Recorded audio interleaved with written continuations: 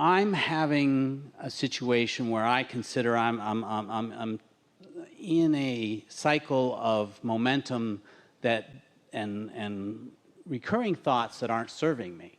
And I'm looking for those little keys moment to moment. And so I recognize the butterfly or the bird or the sunrise or the sunset as those keys at times. I want to be better at being in the moment and finding those things in my environment that would allow me to counteract the momentum that I've built up that I'm not enjoying. There are a number of things that we want to say to you. Most important, when you listen to someone else's rendition of receiving thought or impulse, it's always translated through your perception in a sort of distorted way. And so we would like to show you what we mean by saying, what if instead of hearing words, drive it on the sidewalk, Jerry simply just had an impulse to drive it on the sidewalk, an impulse that he couldn't really explain, but an impulse that was so strong he couldn't deny it, and so he did it. And then after the fact, when everything piled up and all those people were negatively affected, then after the fact he realized that he'd received an impulse that was so strong that he knew for sure to drive it up on the sidewalk. And so he's actually acknowledging that he even heard someone say drive it up on the sidewalk. But the fact of the matter is, it was an impulse that he knew. Now we want to tell you a little bit more about that story. Jerry spent a lot of time on the road. He was an entertainer, so he's on the road a lot. And he had many satisfying moments, but many not satisfying moments, because when you're out there in the world, there's plenty for you to see. And in those days, he didn't know so much about reaching for satisfaction. In other words, he was like most everybody else, just sort of taking life as it came. But as a result of that, he had created a vortex that was always calling him, like everyone. So the further version of that story is that the roads were not freeways in those days. It was 2 lanes of traffic coming toward each other. And so you had to wait for oncoming traffic before you could pass anything. And he was following along behind a pickup truck that had a backload. The whole back end was full of Boy Scouts. Now, Jerry had been a Boy Scout, and he knew what he thought being a Boy Scout meant. It meant being honorable, and it meant being praiseworthy, and it meant doing good deeds. But this group of Boy Scouts, they were in their uniforms. It was obvious to him that they were Boy Scouts, were throwing pop bottles out of the back of the truck at the cars behind them, trying to keep them at bay. And so Jerry was, needless to say, not in a satisfied state of mind, as these Boy Scouts that should be being good were being anything but good. And so as a result of these Boy Scouts, Jerry was not right behind them. The traffic had slowed way, way down. The Boy Scouts were the reason for the backlog, and they were also the reason that no one could get around anything. So Jerry, not knowing way back then the conversation that we were going to be having today, still found a way to turn that moment into something that was more satisfying for him. Because instead of deciding to be angry at the Boy Scouts, he decided, because he had no choice, that he was just going to have to kick back and accept it, and then find a way to be satisfied anyway. And in that sort of remarkable epiphany, he found alignment. And in that alignment, he found information and an impulse that then later led. What we're getting at here is, when you care about how you feel, and satisfaction or alignment is your objective, and you have some experiences like that, where for whatever reason you know you're in alignment, and then you recognize that in alignment you received an impulse, and then the impulse led to something that was an obvious correlation between you and something working out well for you.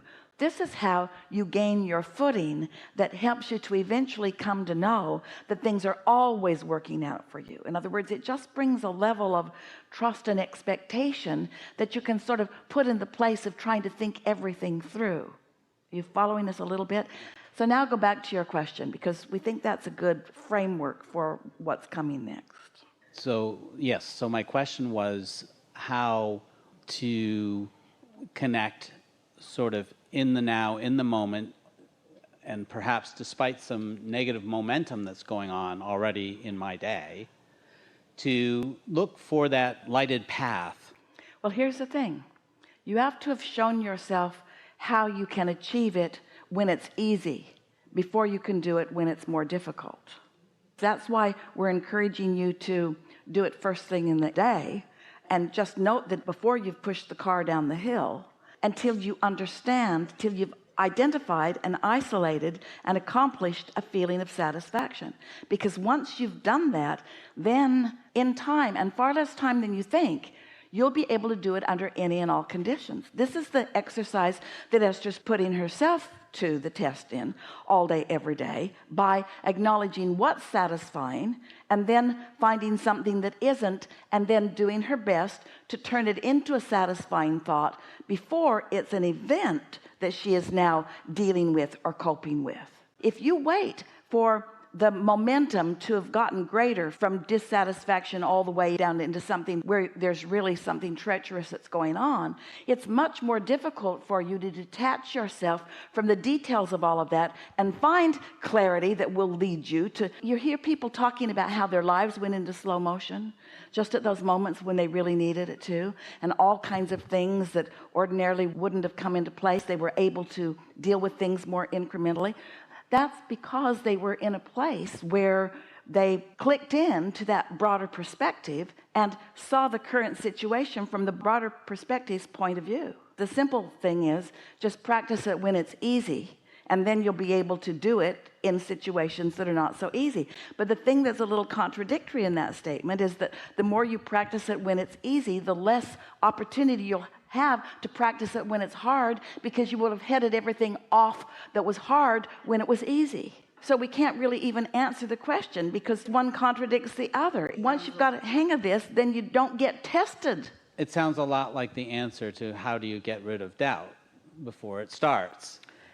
How do you get rid of bad momentum before it starts? So we would say you get rid of doubt by recognizing just conceptually there's satisfaction or there's doubt. I prefer satisfaction. There's satisfaction or there's anger. I prefer satisfaction. Practice it conceptually, and then when doubt comes, you may be able, because you've practiced it enough, to say, well, I prefer satisfaction, and maybe you can click over into something that feels satisfying if you've practiced it conceptually before you're faced with it. Most of all, don't make it hard. The purpose of my question was that I've tried to make a practice of meditating every morning. Yeah. I've tried to make a practice of being appreciative. And I've reached a frustration point with the negative momentum that's building during the day. And so I'm looking to not work so hard at what seems to be not working. Well, we think this conversation about right in the middle of the emotional scale is satisfaction and dissatisfaction, and that by recognizing, isolating the difference, that you'll catch a feeling of dissatisfaction earlier on. And if you don't worry, it will get bigger. And if it gets bigger, don't worry, it's meaningful. If something bigger happens, don't worry, it's meaningful. So we're going to tell a story. It's about people in this room who work with Jerry and Esther. And Esther asked us not to tell this story earlier, but now she's realizing that it's the perfect story to tell. And so we're going to tell you this story, because Esther had one of the greatest, most meaningful, life-changing, understanding experiences from it. And so because it was so meaningful to her, we're going to tell it to you. A few weeks ago, after the seminar, these wonderful people that travel with Esther were taking the room apart and doing what they do. In other words, think about it. How often they're flying or driving, carrying all the things, setting them all up week after week. In other words, it's a lot of goings on to get ready for you. And so in the process of breaking down in some city, they forgot to pack one of the screens, just left it in the room. in a place where they could not see it. They're surmising that it's a black screen and it was sitting on black chairs, and they just didn't see it, and they didn't realize that they didn't have it until they got to the next city and were unloading and setting up, and they only had one screen. And so fortunately, because things are always working out, the people in the room next to them had some screens. They were able to borrow the screens, and so there was really nothing to even think about, because things are always working out, unless you are inclined to point at wrongdoing. It was certainly not the right thing to leave the screen, but it wasn't such a wrong thing to leave the screen either, was it?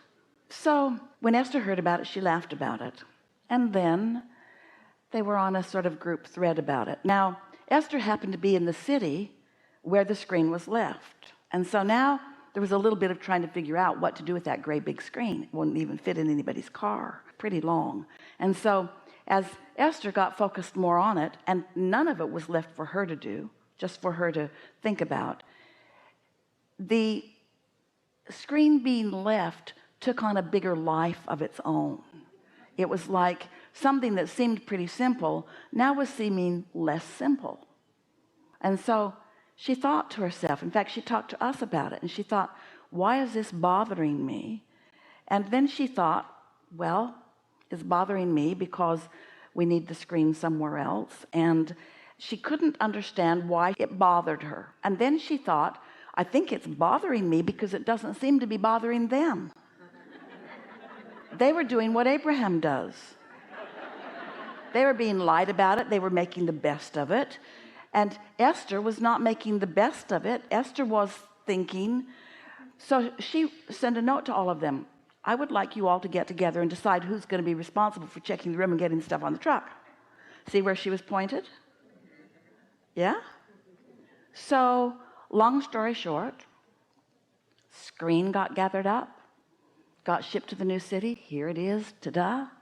But then, the person, John, that Esther held most responsible for getting the screen, he drives a truck. Sent a text that said, having some acceleration problems with the van. Now that's a big problem, because the van's got all the stuff, and the stuff's got to go from place to place. So see how it got a little bit bigger? And then, after some figuring it out, he discovered at the dealership that he had put gasoline in a diesel engine. It's all right, John. And Esther thought, of course he did. Of course he did. That's where I was pointing. He didn't have any other option. He was in my power. I was pointing, and of course he felt terrible, and I was pointing, and of course he doesn't want to make mistakes, and I was pointing, and of course, Esther said, I have some responsibility in where I point, and therefore some responsibility in what I influence. You see what we're getting at? You just can't work together as humanity or as people on a team and point anywhere without where you're pointing being part of the mix. Especially when you have powerful thoughts and powerful minds, and especially when you want more than life itself to understand how this all works. And when Esther realized what had happened, she felt relief beyond any relief that she's ever felt, because it let her understand unequivocally the part that she plays in anything that happens that she has done any pointing whatsoever about. When you point at anything, you are a part of the outcome that comes next, you see. That's what we mean when we say we are all in this together. John can't figure out how he did that. He's never done anything like that. Esther knows. He was under the influence of what she was under the influence of, and what she was under the influence of is a step one moment that didn't need to be. So here's what we're telling you. Esther felt less than satisfaction. Could have left it there, but didn't. Thought about it more until it was really not satisfaction. Could have left it there, but didn't.